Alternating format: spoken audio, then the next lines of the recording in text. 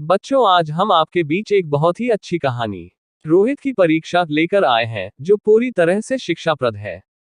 रोहित छठी कक्षा का छात्र था। वह पढ़ने में बहुत होशियार था।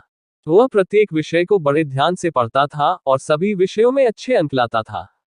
स्कूल के सभी अध्यापक उसे चाहते थे और उससे सभी विषयों में अच्छे अंक लाने की उम्मीद करते थे।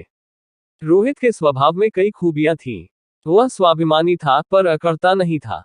वह विनयशील भी था। वह घर में अपने माता पिता एवं दादा दादी का बड़ा सम्मान करता था और अपनी छोटी बहन को बहुत प्यार करता था। वह स्कूल में अध्यापकों का आदर करता था और अपने सहपाठियों के साथ भी अच्छा व्यवहार करता था। इन सब कारणों से सभी अध्यापक उससे प्यार करते थे और स्कूल के प्रिंसिपल महोदय से भी उसके गुणों का जिक्र करते रहते थे।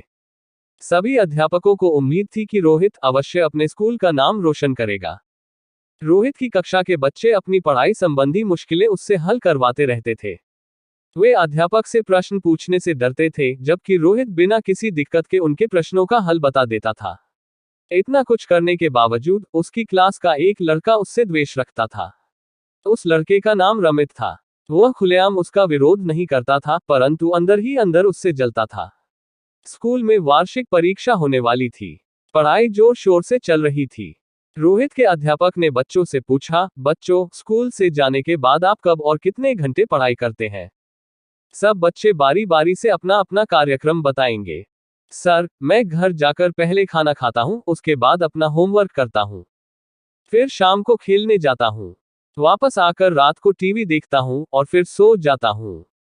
विपिन ने बताया। बहुत से बच्चों ने अपना यही कार्यक्रम बताया। रोहित, तुम भी अपना कार्यक्रम बताओ। अध्यापक के मन में रोहित का कार्यक्रम जानने की इच्छा हुई।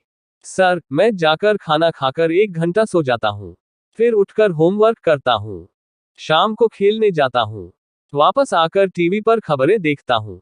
फिर रात को खाना खाकर पिछला कोर्स रिवाइज करता हूँ और फिर सो जाता हूँ।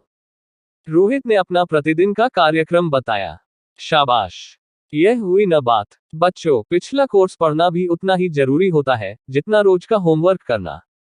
अध्यापक ने सबको समझाया। रोहित का कार्यक्रम सुनकर रमित अंदर ही अंदर जल भुन गया।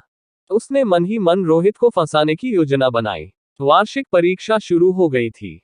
हिंदी और अंग्रेजी के पेपर हो चुके थे। अगले दिन गणित का पेपर था। पेपर शुरू होने से पहले ही रमित ने चालाकी से गणित के कुछ सवालों के हल किए हुए कागज रोहित की डेस्क में डाल दिए। रमित की सीट रोहित की सीट के पीछे थी। वह बार बार रोहित की पीठ पर हाथ मारता और उसे पेपर दिखाने को कहता। आखिर रोहित के मन में दया आ गई और वह उसे पेपर पर हल किया हुआ सवाल दिखाने के लिए थोड़ा साइड में हो गया।